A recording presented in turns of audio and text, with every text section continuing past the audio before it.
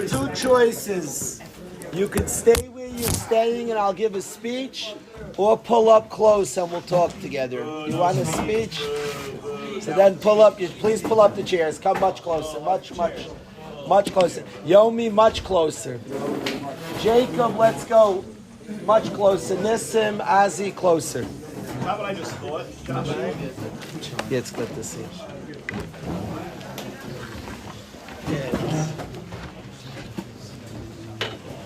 The first thing I want to do with the chevra, firstly, I want to say hello to the whole chevra. Hello. I want to appreciate the friendships that we have here. I want to specifically mention, and Rav Ezi is a friend of mine. He flew to Eretz Yisrael to be part of the Simcha. I want to publicly thank Rav Ezi for his friendship. It's incredible friendship. I want to, before we start Shaya, we're going to learn together, and I'm excited. Great to see you, Shaya. Before we learn together, there's a lot of things I want to do. We just finished the mincha, and we're not saying Tillim anymore. I want to ask the chevra, I thought over the last 2 years, our people found Sefer Tillim. I could say personally, I connected to Tillim more over the last 2 years. I want to ask the chevra, please let us not lose our connection to Tillim. I beg the guys, once in a while, you have a few minutes, open up a Tillim and say a kapitel. Say one piece, one kapitel. Get in English, read what the words mean, or don't. Read Tillim. I want to ask the chevras, keep our connection. Please keep our connection to Tillim. It's the sefer of our people. We connect. Tillim means something. It means a lot to the Yid. The Yid and Tehillim go very, very much hand in hand. And if I could ask the chevra, I would like, it hit me like, Mincha's over. I was like, we're not, Baruch Hashem, we've seen Nisim. We shouldn't lose our connection to Tillim. I would like to read Kapitel Kuf with the guys right now. It's after Mincha. We're going to say Tillim. Rav Ezi is Mechaven. It's called the Mizmar L'Saida. Mizmar is a song L'Saida of thanks. Tillim has a lot in there. It's full of thank yous to Hashem. We just finished Mincha. Let's thank Hashem's good to our people. Hashem good. He gives us simchas, joy. We had a yeshiva chasna. We just came from Yudi Einhorn's wedding. I was Zeicha Baruch Hashem to come from a son's brit. A son brought his son into a bris shel Avram Avinu. So I would like to say Mizmar L'Saida. Say after Mincha, let's say Kapitel Tillim together. We're not like forgetting Tillim. Baruch Hashem. Hashem has smiled at our people in an incredible way. If the Olam could say Mizmar L'Saida, so Kapitel Kuf. I'll say it, we'll say it responsibly. Mizmar L'Saida, Real Adonai Kol Haaretz. Ivdu es Adonai b'simcha, Bayu Lefanav Yirnana. Du'u ki Adonai hu Elohim, hu asanu v'lo anachnu, amoy v'tzayin arisa. Ki Adonai hu Elohim. Bayu sharav b'saida, chatzei isa b'sila. Haydu loy baruch shemai. Ki toiv Adonai loylam chasdoi, vadar vadar emunasai. Ki toiv Adonai loylam chasdoi, vadar emunasai. Normally we ended Tehillim, we said Achenu K'Beis Yisrael. We're still davening for our brothers. It was such a kapitel. I want to end with Tov L'Odai L'Hashem, Tov L'Hashem, L'Zamer L'Hashem, L'El Yoy, Tov L'Odai L'Hashem, L'Zamer L'Hashem, L'El Yoy, Ayay L'Agir Babai Kevay Kevazeh. Emunas Chabalei Loy, Zaylagir Babai Kevay Kevazeh, Emunas Chabalei Loy.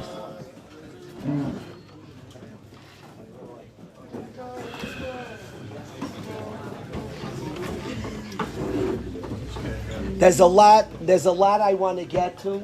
The time is short and a lot I want to get to. In a few minutes, we'll have this chus of hearing from Dr. Freedman, and I'm going to give an introduction in a few minutes. I'm going to speak why it's very, very important to me that Dr. Freedman's here, and I'm going to get to that in a few minutes. I want to share something that happened in my family and to talk in Inyan with the Chaver for a few minutes, Daniel.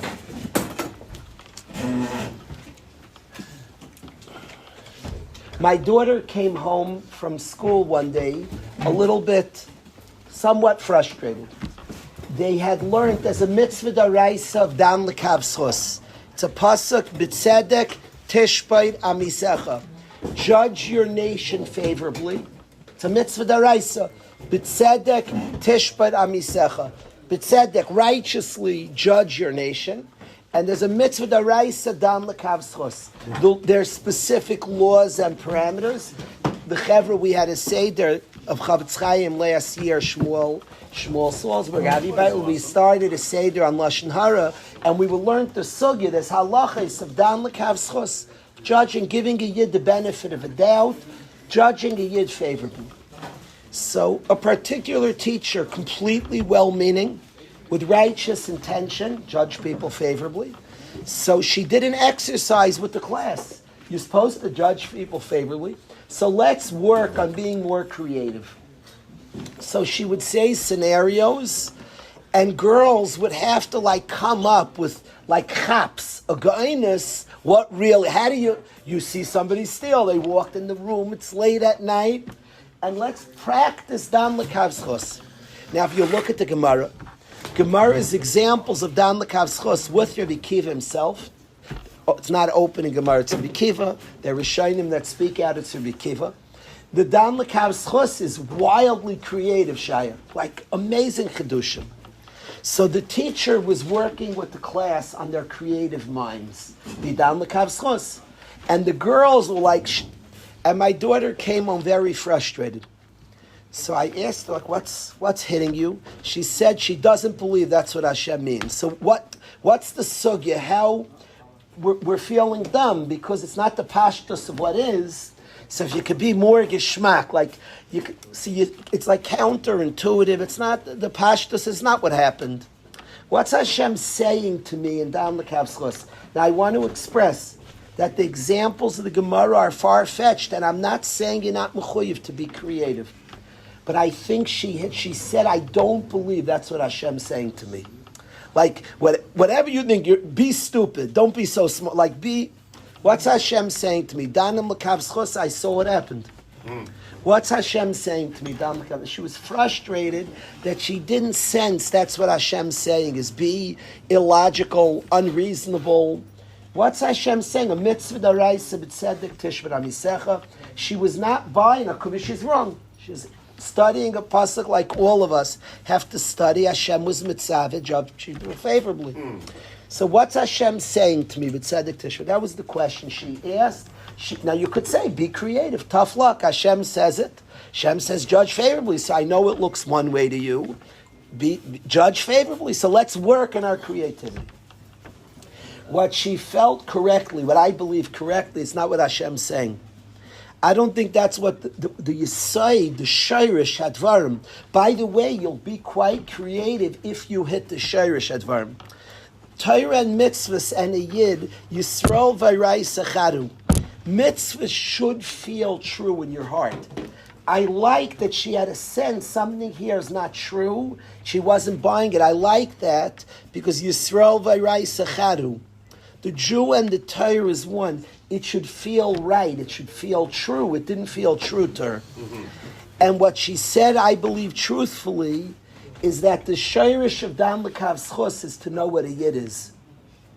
If you have somebody you meet, you're impressed with, you really are crazy about, you don't work on being illogical.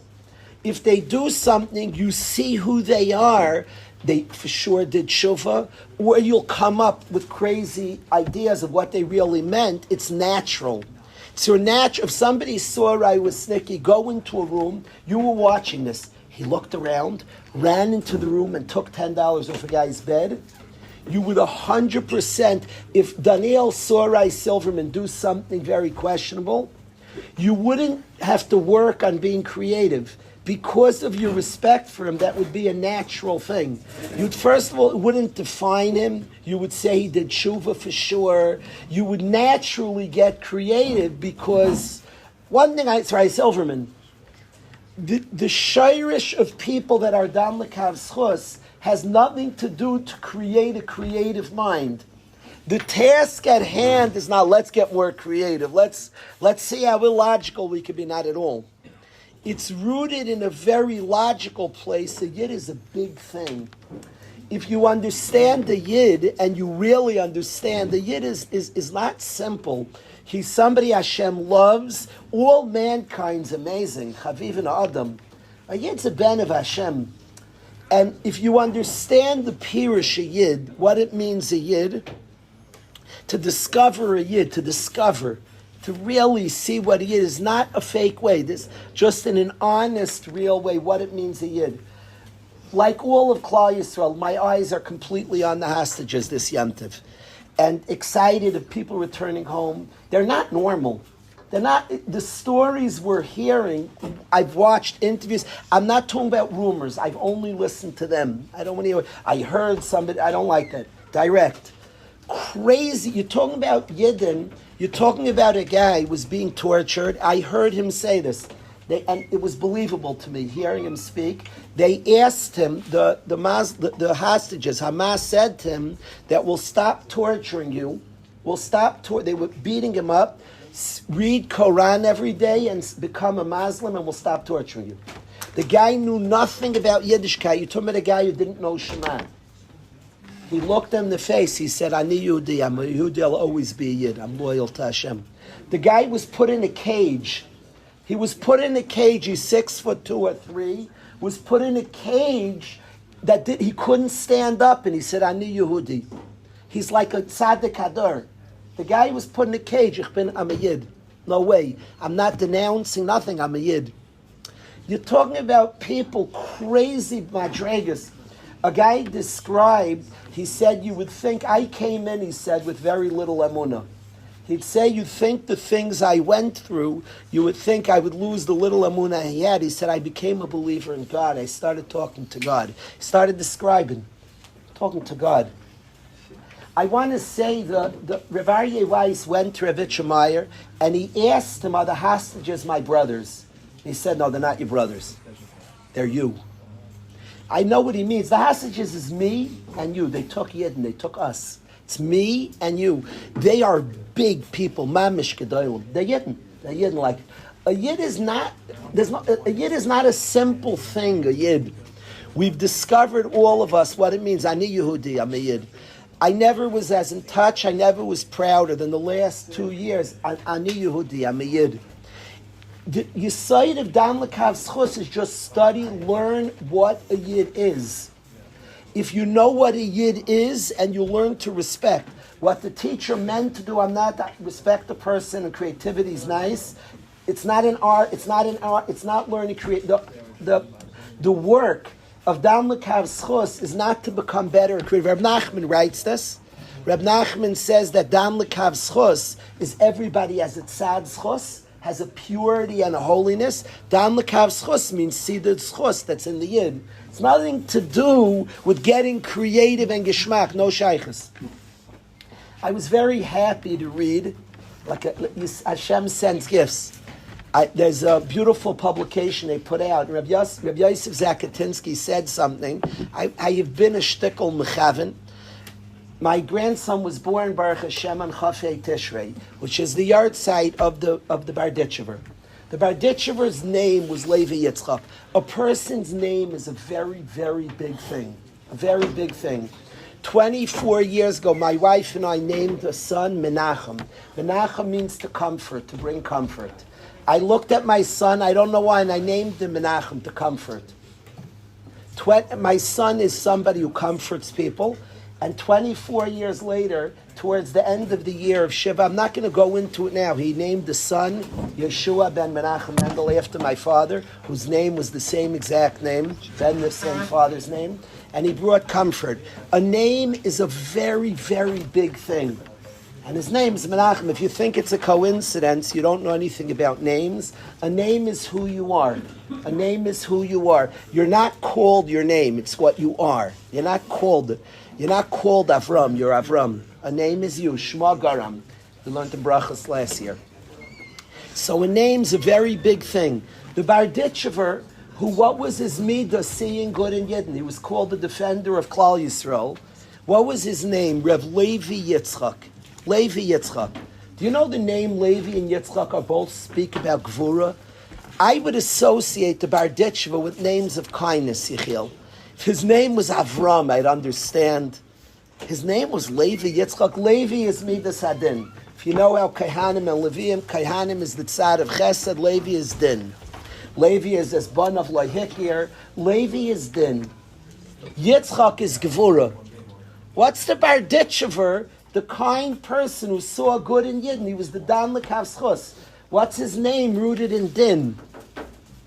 And if you think about it, it's called Dan Lekav Schus. Dan like a Din?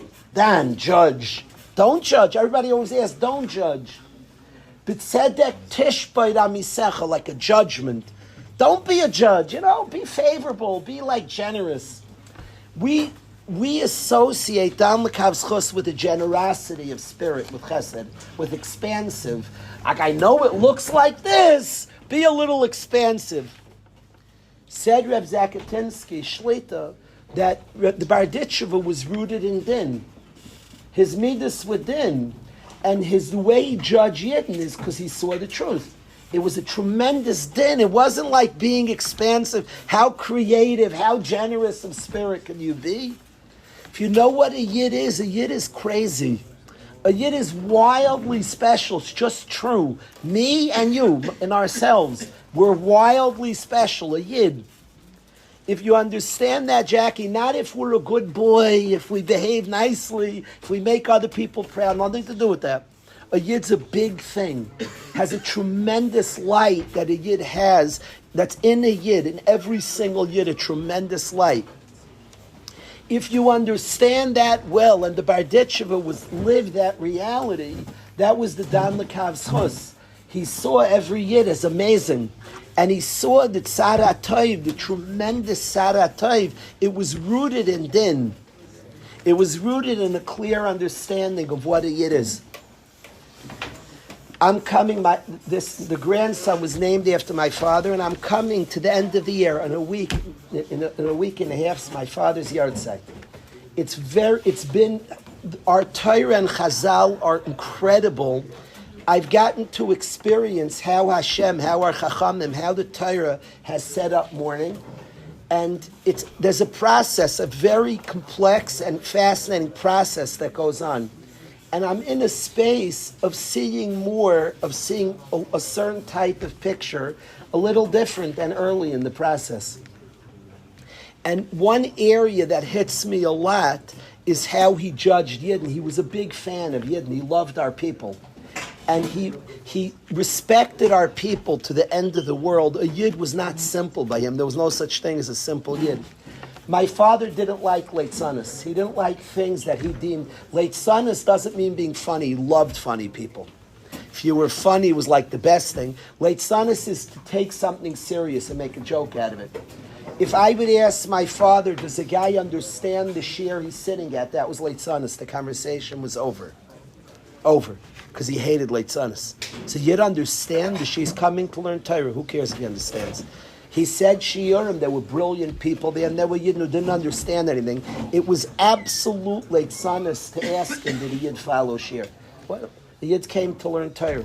It's like Leitzanis, you're being silly to ask that question. The Yid came to study. The Yid slept, came to Shir, put his head, he came to learn Torah. It's a big thing going on. It was like a Leitzanis, he valued it a lot.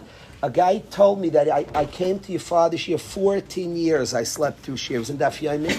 14 years I slept through Shir. Told me at Shiva. Why do you keep coming back for 14 years if you're sleeping every single day? Because it was very valuable. My father valued it tremendously. He came to study Torah. It was like very serious. There were Yidden who asked brilliant questions, and there were Yidden who spoke up. It always seemed I'd roll my eyes. My father never rolled his eyes, never.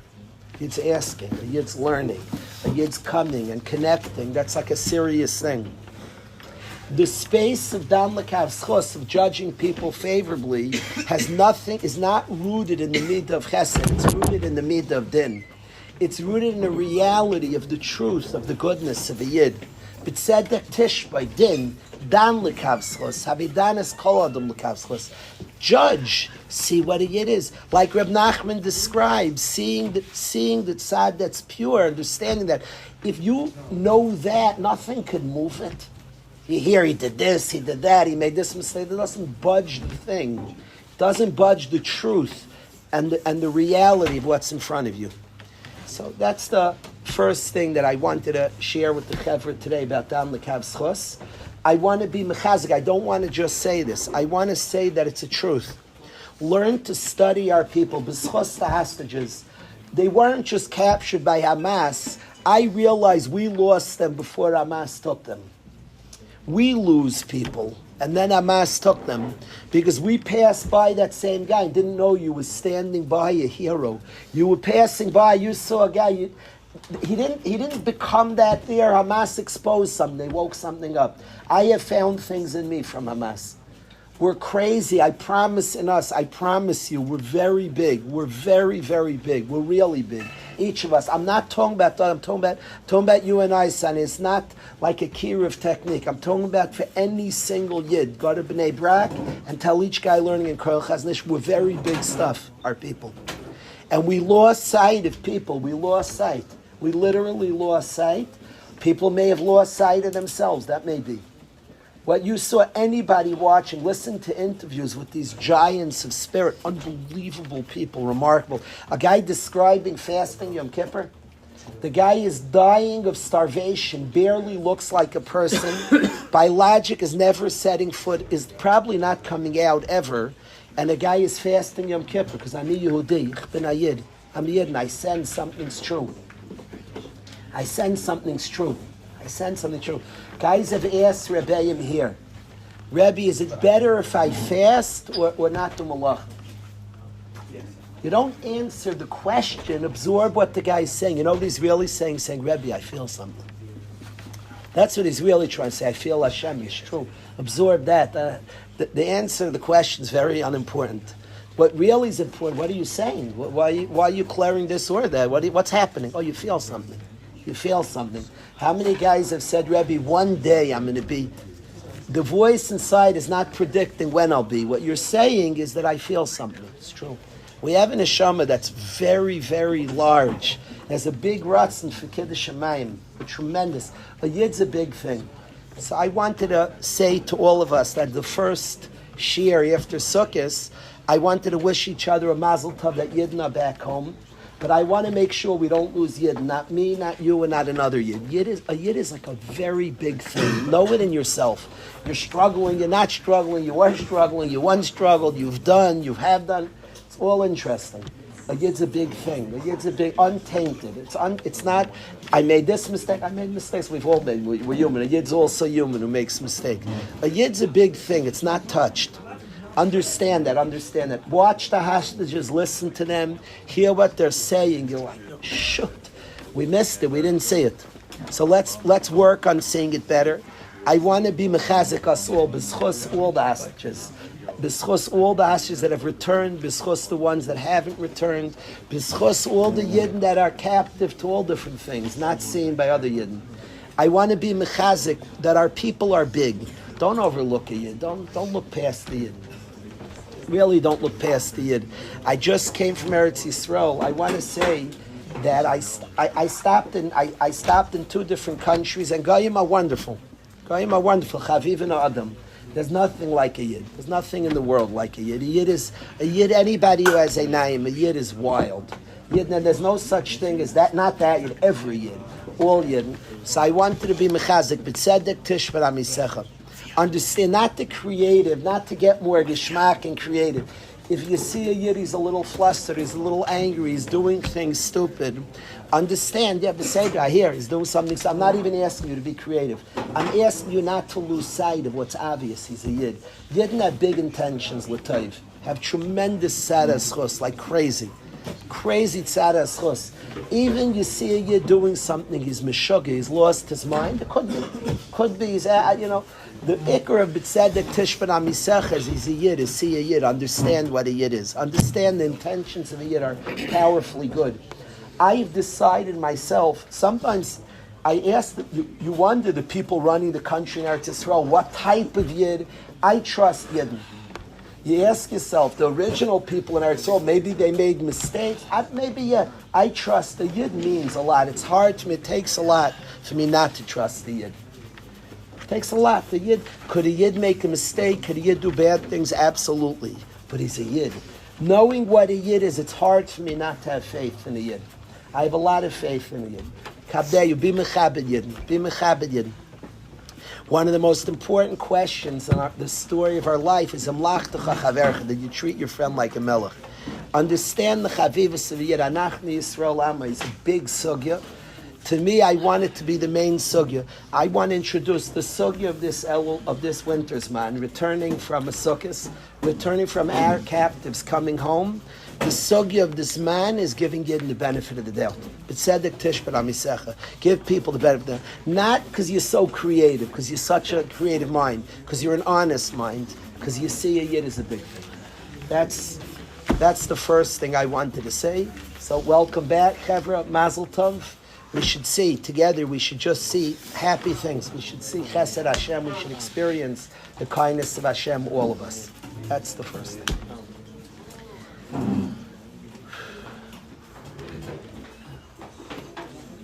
I want to ask that we have a short time with Dr. Freedman, so I want to tell you to me why I stand like Dr. Freedman. He's a friend, and I just enjoy being around him. So that alone, he's an intelligent person, a sweet person. He's helped guys from our base medrash, so it doesn't need like a chap. Why I'm happy he's here. I want to express about the revolution of this base medrash. We're part of something that's impacting the world, the entire world. Motzei Yom Tov, my wife and I got asked, 2 Hasidic girls, incredible girls, came to visit my wife and I, Motzei Yom Tov, Motzei Sukkos, can we meet you?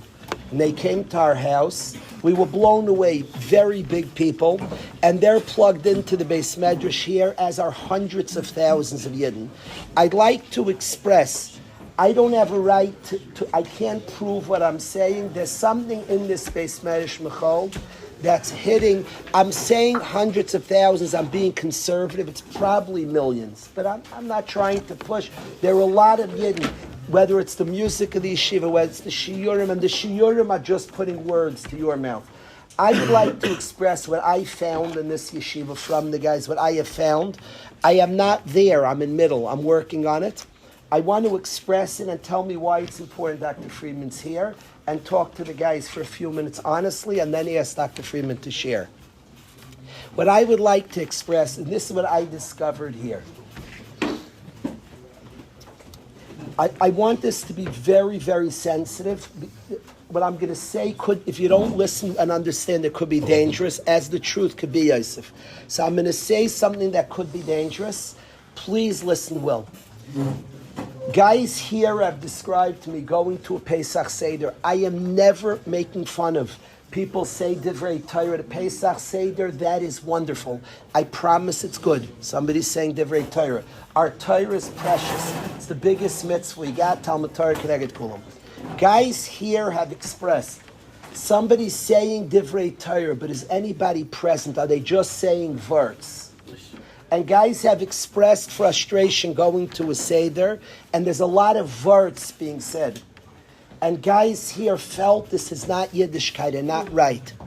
And what the guys have taught me is a presentness.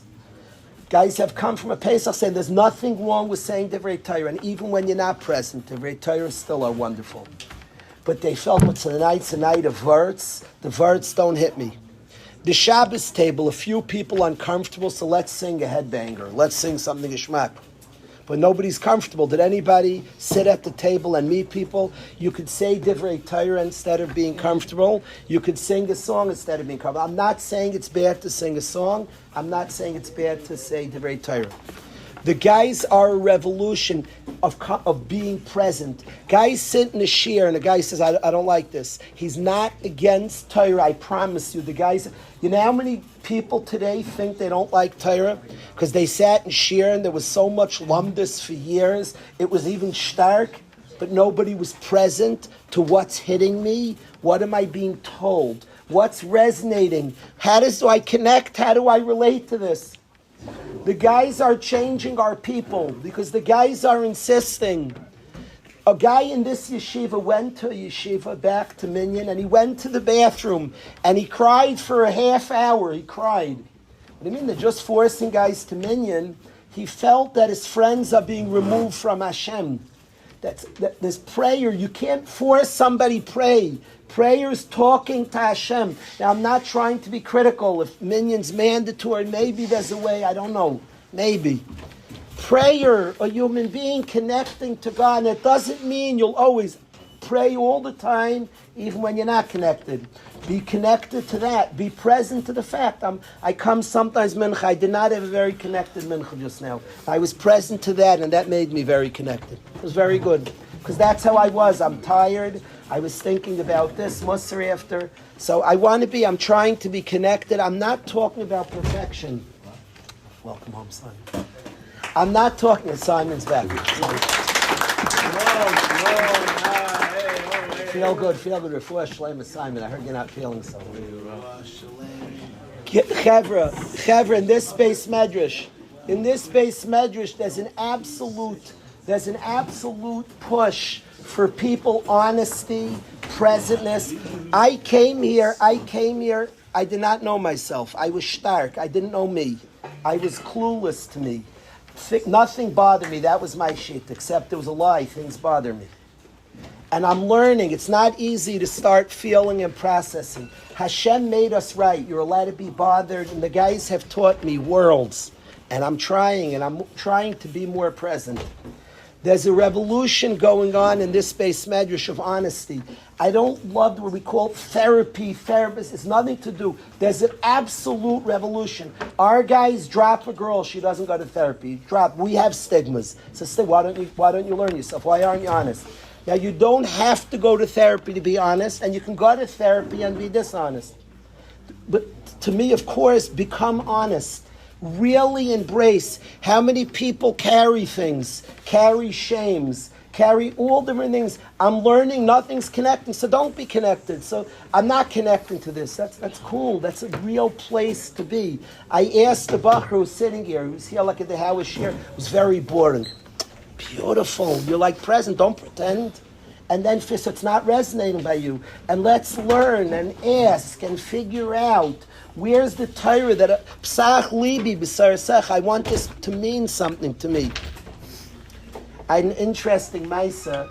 My son spoke by his bris. My son is a Bachar in this yeshiva and was impacted by here. He's one of the most present people I know of in the world. And he spoke by the bris.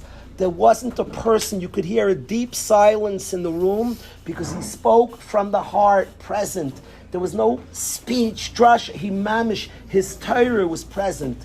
He described bringing his son into the bris of Avram, that I'm bringing my son into a world, and he thanked his parents. He spoke about my father, his grandfather. He said there's not like side thank yous. I'm bringing my son into a beautiful world. Lachnisa b'bris shel Avraham Avinu. And he described beautifully a world he's bringing his son into.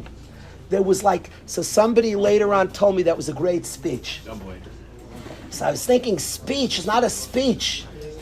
So my son Hudi told me, said, Tati, under 23, when somebody says it's a great speech, they just mean the person's a good person. We don't care in order. We don't even call it a good speech if he's an orator. He darshans, and the Gemara says, amazing, incredible. We're all thinking, pardon my English, shut up. This is my son's telling me. He said, Tati, you'll never hear from us it's a good speech. If we say it's a good speech, we mean the guy's a good person. That's all we mean. Nothing more, nothing less. Maybe there was a day people appreciate this big orator, so then you had to be mechalik. It wasn't a good speech. He said, that's what we mean today.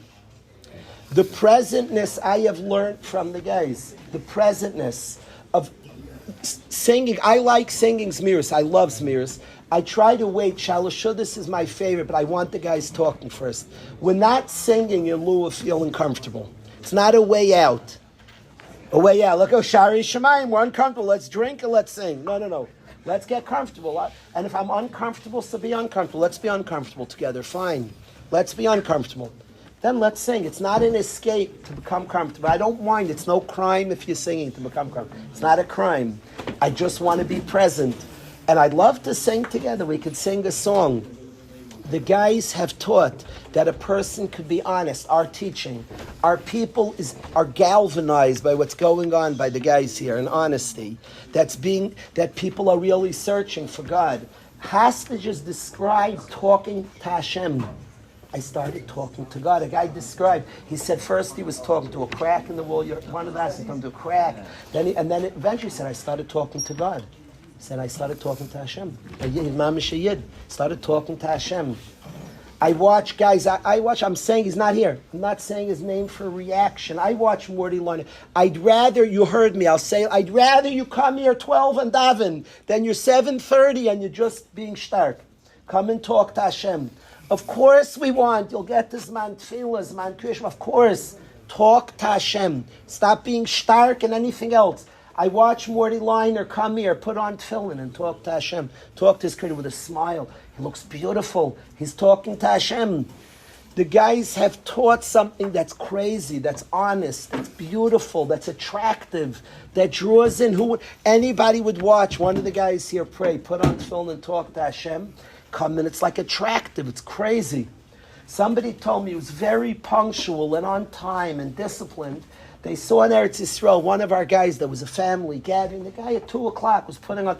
They said when I was younger, I would have looked at that person. It's 2 o'clock. What? He said the way they were davening. They said it like changed the whole room. It was like amazed. They saw the guy wasn't trying to get it. He needed to daven. People are praying. People are talking. People are growing. People are being honest. They're figuring out. There's a revolution going on here. We're Zeichen. It's a gift from Hashem. Hashem has given us gifts here. To me, it seems, the gifts we've seen, I just come from Reb Fisher's yeshiva, it's an ace. We've been given miracles, crazy people Hashem has sent. My belief is that when people get honest, I think that's an ace. It's called Nisayim, it's the same word. It means you're not just going with the flow, you're willing to put more, not to hide and pretend.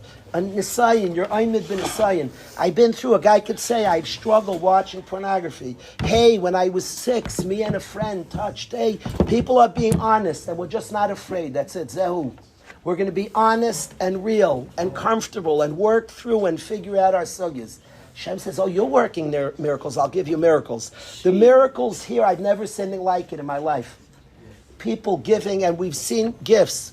The whole Guri Mishpacha is a gift from Hashem. People who understand, who have tremendous understanding of honesty and working out. We've seen a lot of gifts in our Chabura, a lot of cool gifts. The word therapy, we almost have to change it. This is not a sugya, emotions, therapy. It's just honesty. Stop. Knock it off. Don't call it emotions and therapy. A world of honesty. It's a world of emunah. Hashem built us right. It was a chsar in emunah. I wouldn't admit when things bothered me, and a lot bothered me. But I thought it was from not to admit it. Hashem didn't do it. It's kfir mamish. Hashem didn't do a good job. So Hashem made you almost a lot of things are positive. Call it positivity. You're not being honest. You're not feeling. Guy asked me in the yeshiva, I had a pinched nerve for 7 weeks in the summer. And the guy said, our guys demand honesty. Are you angry at Hashem? My whole life, I never would have admitted it. Before he asked me the question, because of the guys here, I was very upset. And I was very upset, 100%, of course. But of course, and you know what? Hashem made me that way. And you know how many good places I got from being upset? I found gratitude that I never had in my life. Because I'm being upset, there's something real going on. Hashem, I started getting a little embarrassed. I haven't thanked you for a lot of stuff. And the process happened from being angry. Feel what you feel and be present to your story. I learned it from the guys. The guys have taught the world this. And there are people Hashem given. Dr. Freedman's one of the people who promotes people being honest. Can have honest conversation. People gonna Hashem built us right. Our story was supposed to be. By the way, our mistakes were supposed to be. And by the way, youngsters, we go through all different things. This was set up by Hashem. And we see tremendous holiness and purity and specialness and kedusha. Is everything fixed and perfect? It's a world of human beings. Hashem made a world of humans. But we could live with Hashem. We could live in very beautiful ways. That's what Bris Milah is. The human being could live with God in a sincere, authentic, unforced way. Real. He could live with Hashem in a very beautiful, honest way. That's what is the possibility of our life. I want to thank Dr. Freedman that he's somebody who promotes people talking and honesty and conversation. People like calling this mental health. It's just called Yiddishkeit, my friends. Don't give it a name. As long as you do it with mental health, as long as you do it with emotion, as long as you do it with therapy, it has to do with honesty.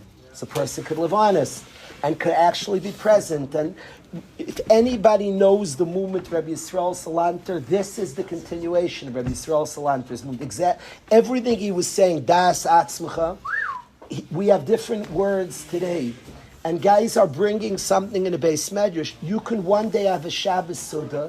You'll say Divrei Torah and Zmiris from a place of presentness. You could have a Seder where you sit with your family and like, Mamish, be present. And what Divrei Torah, what Zmiris?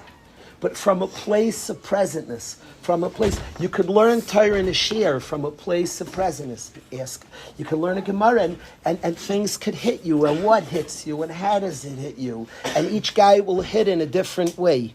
Wow. But I wanted to express a tremendous appreciation, Dr. Freedman, because I feel there's a revolution going on. I feel you're part of this. When I say here, I'm not limited. I'm not saying we're part of something. It exists. I've seen it Reb Fisher's yeshiva and many other yeshivas. I'm not excluding anybody. I've seen this. I would actually say the revolution is the youngsters of today. I don't want to ever put down previous dayers. And if you have something and put down other people, we're on the backs of previous dayers. They're heroes of doers, of people who accomplish and built. And we're on their shoulders, but we have something to do today. And this avodah, this task of being present, is something that everybody has to bring to their lives, to their families. Everybody has to bring it. I have seen families where you have 5 stark brothers and 1 struggler, and he saves all 5's lives by bringing them more present. They save him also. They teach him Torah, and he teaches them to be present when you learn the Torah. And both things are necessary, both things. So I wanted to express a gratitude to Dr. Freedman. I'm asking to speak whatever he wants, whatever on his mind. I want to say the sugyas, and this is a broad sugya. The sugya, to me, this is the world when we push guys to go to therapy. There are plenty of people going to therapists and not being honest. It's not like the day you walk in, all of a sudden you're honest. That's the decision to go is a decision. I want to be honest. I'm not here promoting therapy or not therapy. I'm saying that you have to be honest. We're hopeless if we're not honest. The saying that of Hashem is honest. I'm saying that Hashem made a world that works. Don't be afraid. Literally, don't be afraid. Don't be afraid of your journey. Don't be afraid of what you feel. Don't be afraid of what you've done. Don't be afraid of how you experience things. It's wonderful how you experience something. What hits you, what doesn't hit you. It's wonderful what hits.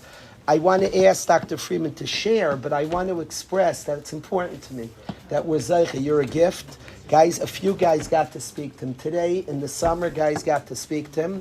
For a world that cares about honesty, that wants to engage ourselves, we want to engage with the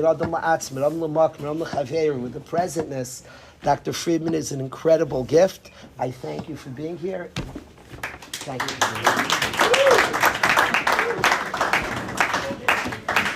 So I called my kids when I got here. And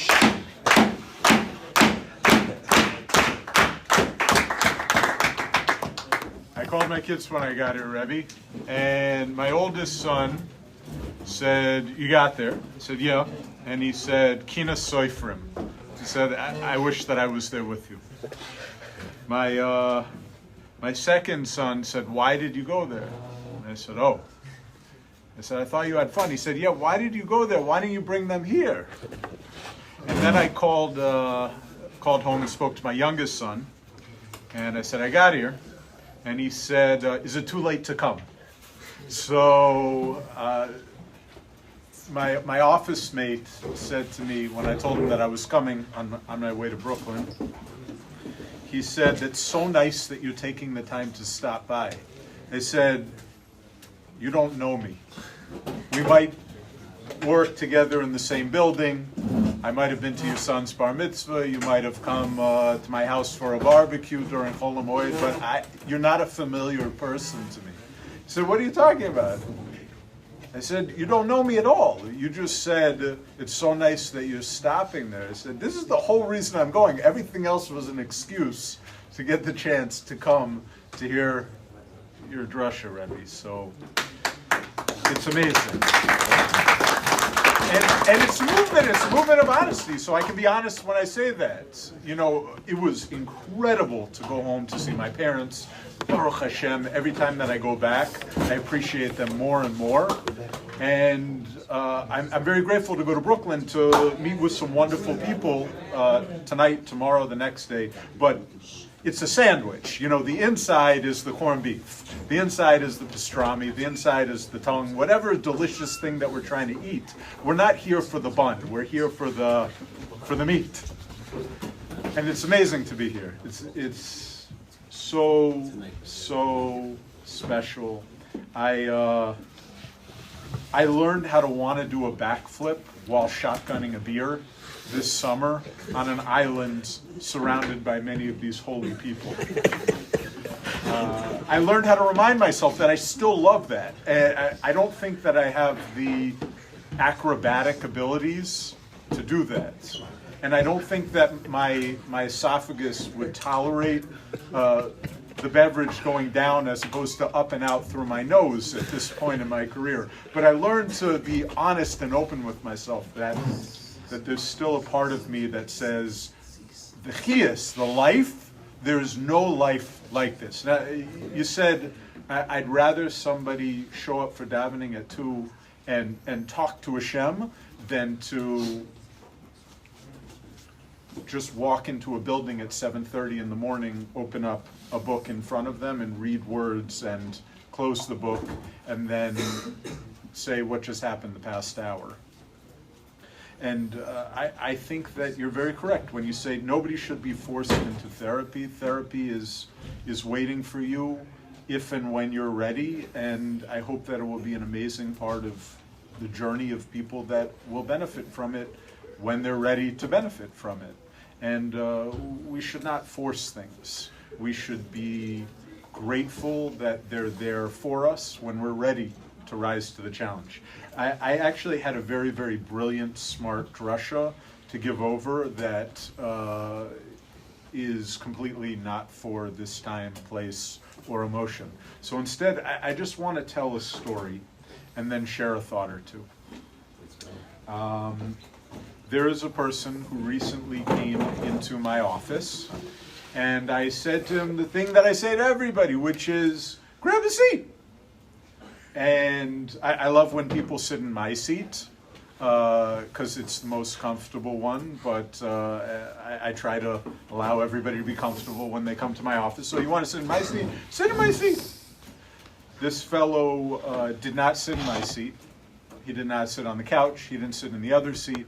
He didn't sit in the seat, which is like this cool Rebbe chair that I got from the Lulavar Rebbe Shlita, and that's a whole other story, but it's like this beautiful chair, and like when you look at it, you're like, is this Kisei Eliyahu, and do you do brisim in your office? And the answer is no. But this fellow did not sit down, and I said, sit down. You know, let's talk. He says, I can't sit. And I said, why is that? And he said, well, that's why I'm here. And he proceeded to tell me a story. And the story goes like this. Now, it actually doesn't begin in my office or even in Eretz Yisrael or back in America where he was from. This story, or at least this part of the story, began by Reb Shaila. So what happened was, his yeshiva went to Reb Shaila, and he did not want to go to Rav Shaila. Actually, he did not want to go to Rav Shaila so bad that the idea of being there was overwhelming for him, and he said, I got to go ahead and find a way to check out for the next 48 hours. So he did what any smart person would do, and he collected a bunch of money from the Chevra that also didn't want to be by Rav Shaila, and they went to go buy drugs. So they walked into the city, and they went to go buy drugs, and he was the shliach mitzvah, la'avdil, of buying drugs in the middle of Hungary. And he found a guy and kind of talked to him through Google Translate about how to get drugs. And the guy said, why don't you come with me, and we'll go behind this building, and I'll get you drugs. Do you have money? And he said, yeah, I got lots of money. So they went behind the building, and the guy knocked out a few of his teeth. And half of the transaction took place in that his money was removed. Some of his teeth were removed, and all of his money was removed. But he didn't get anything in return for it. And he went back, and his friends helped him to put a tooth in its spot, because I guess one of them played hockey. And his friend said, are you all right? He said, I'm all right, Baruch Hashem. And, they flew back. And on the plane back, some of his buddies in the Chevra said, you owe us money. And he said, but the guy stole my money. And they said, yeah, but you were our shaliach. He stole the money that we gave you, so it's like you stole it. And this is not a shir on Chosh and Mishpat. That's beyond me. But there was at least one Mandamar, or I think 3 of these guys, who thought that he owed some money. And so he said something that I thought was, at least according to one understanding, very achrayistic. He said, you know what? I'll make it up to you. I will go get us some good stuff when we get back to Eretz Yisrael. Okay. So they got back to Eretz Yisrael. And after they'd been around for a bit, he was the shliach. So he borrowed some more money, and he said, I'm going to go and get some good stuff. According to one Mandamar, it was good stuff. And he went and he got some good stuff and made it up. Now, when he got back, everybody said, wow, that was good stuff. Could you go get some more good stuff? So he collected some more money, went and got some more good stuff, and then a week later he collected some more money and went and got some more good stuff. And then he got a bit entrepreneurial. And he said, you know what? I should cut out this middleman that I'm buying small amounts of good stuff from, and I should go to the guy who sells them large amounts of good stuff, and I could make some more money, and I could be a real asset to the team. And I'm not sure exactly how he figured it out, but he got a connection down outside of a gas station near Beersheba, and he went down with a large amount of money to near a gas station in Beersheba, and he met a fellow who was supposed to give him large amounts of good stuff for a large amount of money, but it was still a better economic prospect for him. And he said to the fellow, I'm here for the good stuff. And the fellow said, okay, I don't have it on me. Why don't we get in my car and go pick it up? So he said, sure. And he got into the car to go for a ride to get the good stuff. Because, again, he had a lot of money and he could be a big asset to the tzibor if he came back with a lot of good stuff, and it could be a good economic move for him. And as they were driving, he asked the fellow, where are we driving to? And the fellow said, I just want to pick up a few of my cousins. And then they'll get us the good stuff. And he said, sure. Because he was, again, going to get a lot of good stuff for a good deal and be a productive member of society and really contribute to the community. So they went and picked up a few cousins who were also cousins according to that language. And before you knew it, he was in a ramshackle Arab village with him and 4 cousins in a car. And he said, so, where's the good stuff? And they said, well, we're going to go to get it. We don't just, keep it here. And so he said, sure. And they started driving, and then they turned off of the road and drove for a few minutes, and then a few more minutes. And he said, so where's the good stuff? And they said, well, we're going to stop the car, and we're going to give you the good stuff. It's in the trunk. We just didn't want anybody to see us, so now we can, in the middle of the desert, give you the good stuff. So he got out of the car, and they opened up the trunk, and one of the fellows pulled out a firearm and pointed it at him and said, can I have your shoes? To which he responded, sure. And then the fellow said, can I have your shirt? To which he responded, sure. And once he had given over everything, including his socks, his underwear, and they had put it in the trunk, he asked, can I have some of the good stuff? And they responded, you're lucky if you make it back to the highway, because you're out in the middle of the desert. And they drove away. And thank God they didn't shoot him, they didn't kill him, they didn't kidnap him, but they left him in the middle of the desert, somewhere out, way past that gas station outside of Beersheba. And he did what anybody would do, which is to start walking in the direction that he thought the highway was. So he walked for a while, and he got a bunch of bruises and cuts on his feet. And the sun was beating down, and he was pretty hot and dehydrated. And eventually he got back to the side of some highway, at which point he started waving to people. Stop! Stop! Forgetting that he didn't have any underwear on. So people were honking at him and driving by him until some big tzaddik stopped the car and took off his shirt, ran out, gave him his shirt, gave him a towel, whatever he had in the car, and drove him immediately to a hospital. Now in the hospital, they bandaged up his feet, they gave him some IV fluids, and they gave him a bunch of medical cream because he had the worst sunburn in the entire world on his tush, because that's not a part of somebody's body that normally is exposed to the sun. So presumably you get the worst sunburn in the entire history of the world on your tush when you're in the middle of the desert for an hour and a half running back to a highway. So when I asked him to sit down in my office, he said, I would love to, but I can't. And it was already 2 full days afterwards. So I think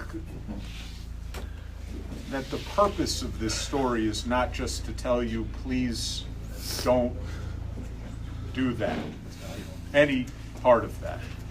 I think the purpose of this story is more to illustrate that there are many times throughout this journey that this individual took where he could have said, you know what, this is not going so well. It's time to ask for help. You know what, this is not going so well. It's time to call it a day. You know what, this is not going so well. It's time to cut my losses, whatever those losses might be at whatever point.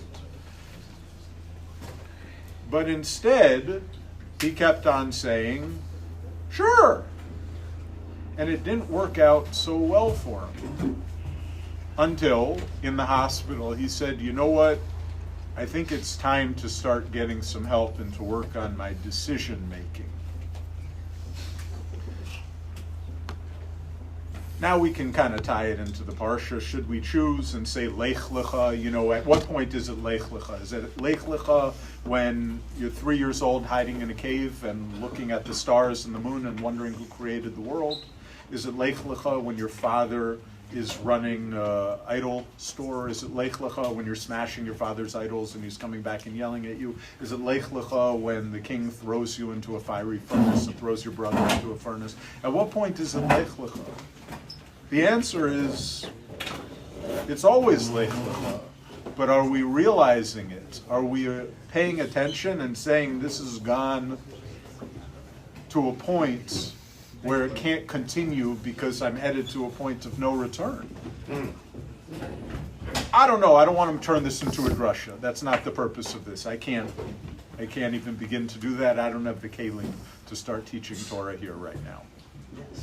What I can do, though, is to say that there are so many moments every single day where we are able to ask ourselves, is this the way that I was hoping things would be going? And if it is, keep on doing it. Enjoy it. And I hope it goes well for you. But if you have a moment where it's maybe not going the way you were hoping it would, where you're holding your teeth in the middle of a Hungarian alleyway, where you're without socks and shoes and other pieces of clothing you'd hope you'd be wearing in the middle of a desert, or even just when you're at a gas station wondering, am I going to end up with a bag on my head on Al Jazeera? At some point, if it ain't going the way you were hoping it would go, Lech Lecha. Enough. Change. Run away. Run away from whatever is going on. Run away from where you were born. Run away from dad's house. Run away from whatever is happening and come to a safe place. And this is that safe place. Not just for the people who are sitting here, but for the thousands, tens of thousands, hundreds of thousands, maybe millions of people that tune in and are aware of this movement and what's happening and the profound honesty and authenticity and achrayus, because it's not just the recognition, but it's the recognition, okay, now I got to own this. This is that place, Lech Lecha. Come here. Do it. Tune in. Be aware of it. Change yourself, because Lord only knows what can happen if you don't do it right now. Now, for those of us who are here, though, I'll add just one extra thought. And I brought this up with somebody earlier today. We have all been in a situation where we've made a phone call, and Baruch Hashem, somebody else has answered that phone call. Sometimes it is a literal phone call, a concrete phone call. We actually dialed a phone number or made a collect call, because that's what we used to do back in the day when we were in trouble, from payphone, because that was a thing at one point. They had cords that connected like the handle to the machine, and you needed like a dime to do it. That was before you needed a quarter to do it. But like we had that ability at one point to make a concrete phone call. Sometimes it's more of like a spiritual phone call to Hashem. Sometimes it's more of like just a yelling help on the side of a highway in Beersheba when you don't have enough clothes. But however it was, we've all made a phone call and somebody has answered, and we know who that person is, and we have tremendous hakaras hatov to that person to this date. And when we've made that phone call and somebody has answered, we know exactly who that person is. And as we're saying it right now, I think we can all just go ahead and say thanks. Thanks to that person. Maybe we'll call them after this. Maybe we'll send them a text message. Maybe we'll call them and just say, you're receiving a message from, thanks, Uncle Jay, I really appreciate it. However it might be. But we should also make sure that when somebody calls us and they're having their Lech Lecha moment, that we answer that phone call for them. And again, sometimes it's a literal answering the phone at 3 in the morning, hey, I'm really struggling, can we talk? And sometimes it's more of a just seeing that guy walking by you and you know exactly what he's going through and not being embarrassed, just to bridge that gap and approach him and say, I got you. Whenever you want it, I got you. So again, I couldn't be more grateful to be here.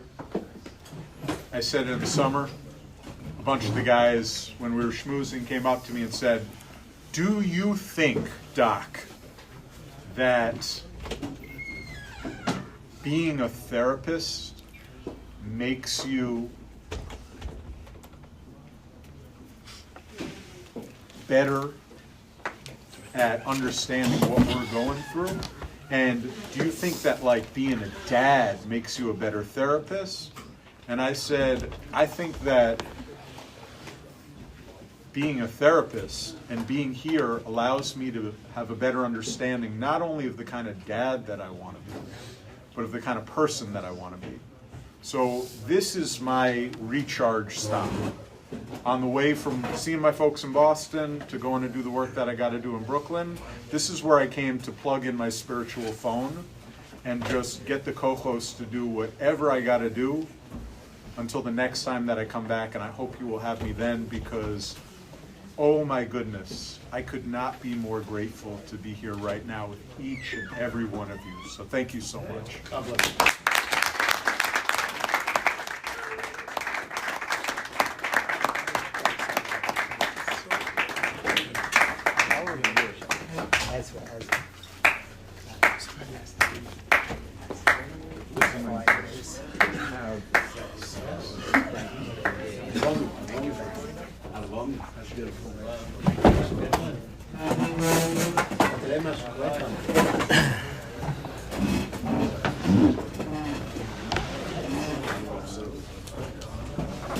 Rabbi, I do want to close. I want to thank Dr. Freedman.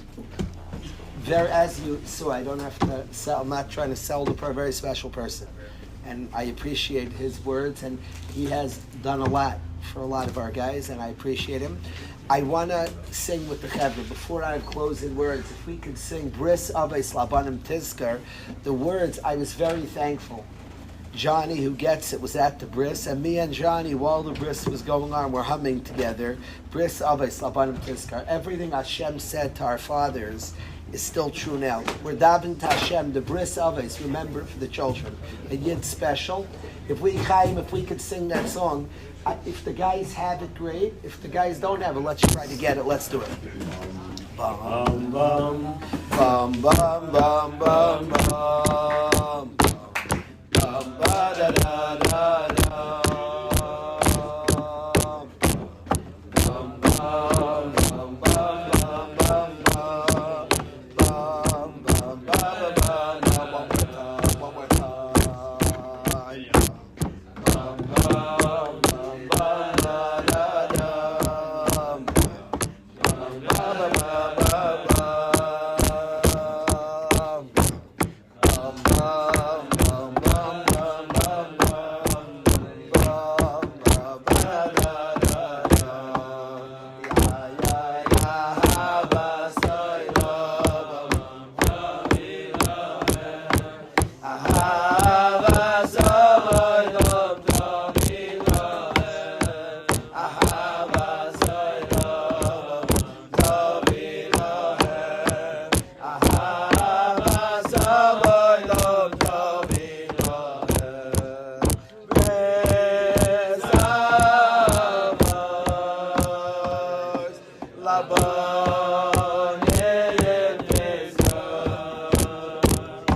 Have a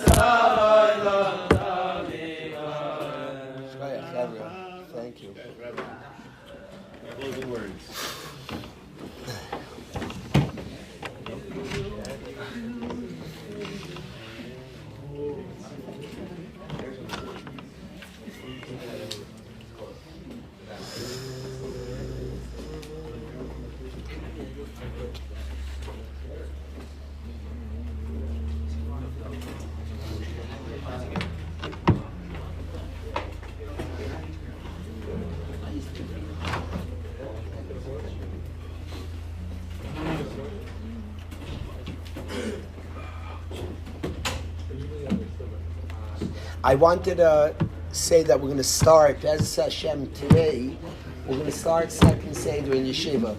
We're going to learn, everybody's invited to join. I advise Chavrusas, especially for the older Chevra, to learn Chavrusas. We're going to have 5 to 6, 5 to 6:30 for whoever wants. We're going to learn the 10th parak, Aryeh Psachim. I'm advising Chevra to learn B'Chavrusa. Whoever wants, I don't want to call it a share. You could join Jackie and I. It's not a share though. If you're coming to a share, don't come. We're going to have a group of guys joking together. We're going to try to learn. We're going to learn Aryeh Psachim, but light, no share. I'm not preparing. We're going to learn together, a group of Chevra. We're going to learn Aryeh Psachim, the 10th parak of Pesach. We're going to start today for whoever wants. We'll go a little shorter today. We'll start at 5 o'clock. Anybody's invited to join to start Aryeh Psachim, but I'm encouraging Chavrusas in the Beis Medrash to learn the 10th parak. Whoever doesn't have a Chavrusa or Stam wants to hear some good jokes could come and we'll have a good time together. That will take place at 5 to 6. We're going to try B'li Neder to do it every day. To be mechazik, something I want to do badly in Yeshiva. Will be Mechazik Mincha will be 3:05. Musa will be 3:30. I thank the guys for coming. I welcome the guys back. It's a joy. I love this place. I missed the place. I apologize, Biggie. I was late, but I'm really, really thankful to be here. I want to close. I'll tell you something interesting, Jackie. I want to tell you something. The younger me, it could be Avram. I don't know what I would have done. I flew to my son's bris in Eretz Yisrael. So maybe I shouldn't have missed Yeshiva, a warrior, and I could be a warrior. Anybody who knows me, I don't like missing things. So Mark could be a warrior. Maybe miss the brisim for the Yeshiva, a mission, and the Yeshiva is my life. You don't give up your post so fast. So maybe don't go. Maybe don't go. You have to go. You're partying. I'm pretty good at being. I'm determined. Yeah. So be here. Let's go. Be a warrior. And I want to say I've learned here presence. And I mean this, I can't say this more sincerely. To be there with my son, to be there with my mother. It was an incredible trip. I went along, I was zeicher to go with my mom. And we went together straight from America. We got on a plane. We walked 23 hours. We went to Dubai, to Eretz Yisrael, went straight to my father's kever. To go back and connect. I was with my mother, should be gesund, went to visit my father's kever. It was very, very powerful and important to me. Connecting to the past, and then going the next morning to my son's bris, who's named after my son's bris, who's named after my father. It was very, very powerful.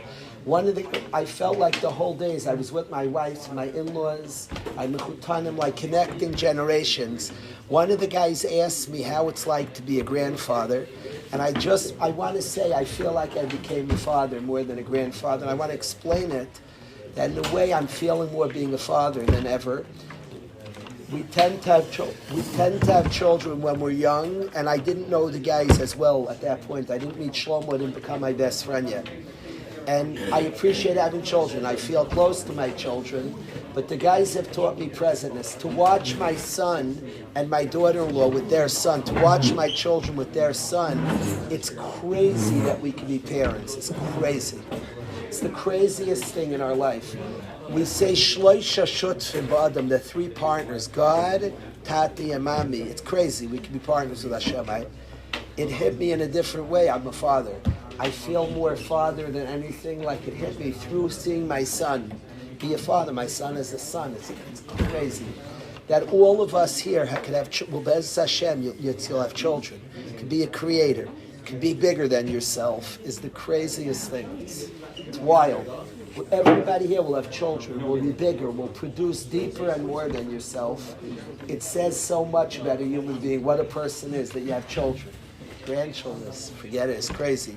So I want to wish the Chevra all the bracha in the world, not to have children, have beautiful children, loyal to Hashem, beautiful children, beautiful Yidden. Bring Yidden to the world. Yidden are precious. We're good people. Bring Yidden to the world. So, and we have the possibility. It's crazy. I want to wish everybody here should be gebenched. The outpouring appreciated all the mazel tovs. It's not like light on me. So the outpouring of love from the guys, from the parents is like wild. It was helpful to go there. I felt like to be part of the simcha and connected to my children is the most being here possible. because that's what this place is about. Real connection, honest connection. Going there was the most I could be here. I do want to express the friendship that the guys give here, Shlomo. It's crazy. The outpouring of love. I felt this in the difficult times, and I feel it again now in the simcha, that we're part of such a beautiful thing. It's nuts. I'd say my mother went to the airport. Avi Bertram's mother dropped her day. She has things to do. Dropped everything. Drove my mom to the airport. The way she bought this, got this, what we're part of, Avi, the world of love, Martha, what we have here, the friendship, the sense of community, people who care, people who are excited over your simcha. My friend Ravezi Mo Muller flew to Eretz Yisrael to be at the bris. That's crazy. I don't take it. Ravezi representing the Cherry flew to Eretz Yisrael to be at the simcha. Guys in Eretz Yisrael came. It's just the people enjoying, appreciating each other's joy. We're part of something beautiful. We're really part of something beautiful. I want to express how lucky I feel. I want to express to every guy here, tremendous. Thank you, Shalom, your whole family. This one's Mazel Tov, Mazel Tov. We're excited, we're happy. The brachas, the good wishes that came from everybody in our community. We're part of something really beautiful. I feel it, I appreciate it. It's crazy, Iras. What we have here is something very, very remarkable. So I'm appreciative to the guys, I'm appreciative to Hashem, and I'm looking forward. Waterbury winters are legendary. It gets cold outside and greatness happens inside. Woo! This is the year, anybody with eyes, no, this is the year. This 2026, the winter 26 is things are going down.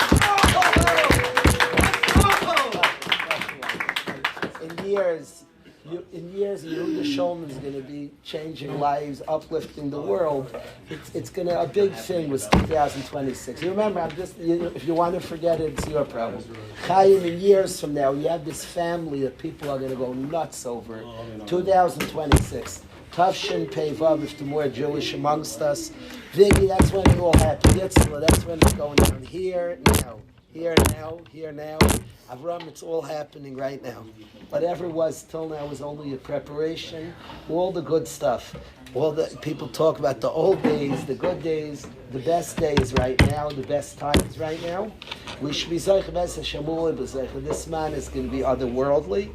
I'm happy to join it and get started with you. Let's do it, Avram.